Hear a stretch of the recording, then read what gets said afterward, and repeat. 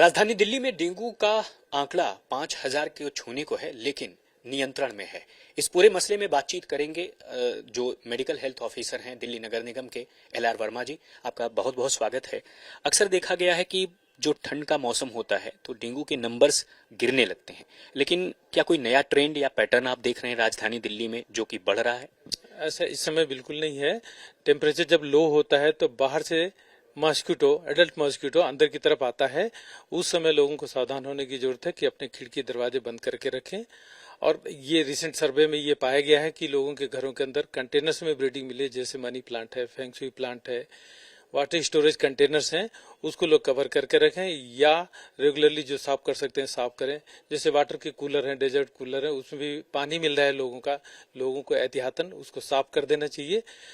घर के अंदर ब्रीडिंग नहीं होना चाहिए। घर के अंदर ब्रीडिंग नहीं होगा तो मॉस्किटो नहीं रहेगा। मॉस्किटो नहीं रहेगा तो ये बीमारी फैलने का बिल्कुल खतरा नहीं है। हाँ, टेम्परेचर के साथ जरूर माइग्रेशन हो रहा है।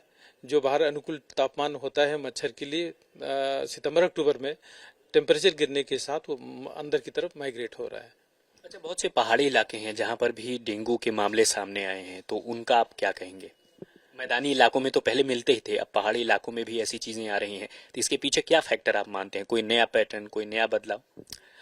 हाँ, ये बिल्कुल इस साल देखने में आया है। पिछले 2-3 सालों से क्लाइमेटिक चेंज की वजह से ये देखने में मिल रहा है कि पहाड़ी इलाकों में जो ठंडे प्रदेश होते थे वहाँ पे केसेस कम होते थे डेंगू के, या नहीं होते थे। अभी जैसे इस साल देहरादून में भी काफी केस हो रहे हैं, सिक्किम में, हिमाचल में, ठंडे प्रदेशों में भी हो रहा है। इसका रीजन ये है कि हम लोगों का क्लाइमेटिक चेंज, धरती का जो क्लाइमेटिक चेंज है जिसकी वजह से टेम्परेचर बढ़ रहा है और माइग्रेशन हो रहा है। इसके लिए लोगों को सावधान होने की जरूरत है, जनता को सावधान जागरूक होने की जरूरत है। अमूमन जो आप दिल्ली में अभी जो पिछला हफ्ता गया वहां पर 500 से ज्यादा के केस आए, खासकर अगर मैं बात करूं डेंगू के, तो अभी अगर पिछले साल के मुकाबले हम इसको कंपैरेटिवली तुलना करें तो क्या कोई परेशान करने वाली बात है? दिल्ली में डेंगू से लोगों को डरना चाहिए?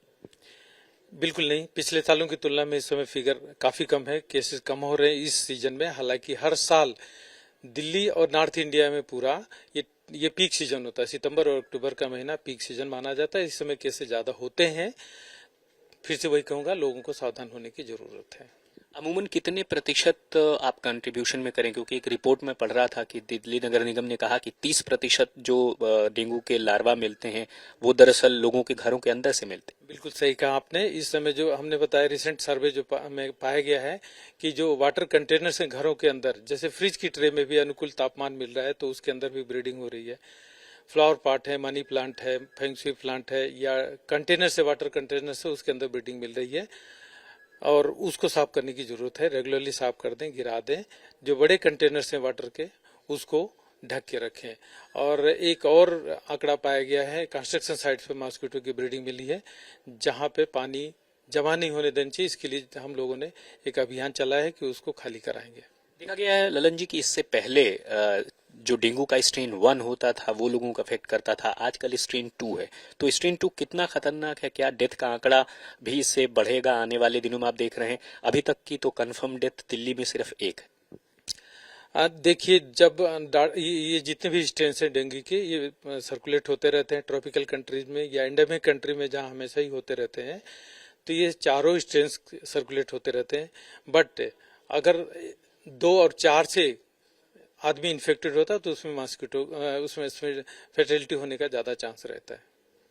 ठीक है, तो अमूमन लोगों को बचने के लिए आप क्या सलाह करते हैं? इसमें स्ट्रेन वाइज क्लासिफिकेशन हम नहीं कर पाएंगे, जनता भी नहीं कर पाएगी। मोटी सी बात यह है कि मच्छर के काटने से बचना है, मच्छर को पैदा नहीं होने देना, मच्छर के काटने से बचना है। स्ट्रेन से कोई भी साइंटिस्ट बचा नहीं पाएगा, कोई भी डॉक्टर बचा नहीं पाएगा। बहुत शुक्रिया बातचीत करने के लिए। तो ये थे डॉक्टर एल.आर. वर्मा, जो साफ तौर पर कह रहे हैं कि डेंगू के अटैक से बचना ही सबसे बड़ा उपाय है और कि ये अपने पास ना पाए। और दूसरी सबसे खास बात कि जितना ज्यादा शरीर ढका रहेगा उतना ज्यादा मच्छर को अटैक करने की जगह नहीं मिलेगी और ऐसे में डेंगू से बच पाएंगे। ऐसे में अपने आसपास साफ पानी को इकट्ठा न होने दें और लगातार देखते रहें, कहीं जिस गमले की देखरेख आप लगातार कर रहे हैं उसमें डेंगू मच्छर का लार्वा तो नहीं पनप रहा। सावधान रहिए, सुरक्षित रहिए। अंकित के साथ राम किंकर सिंह, आज तक के लिए।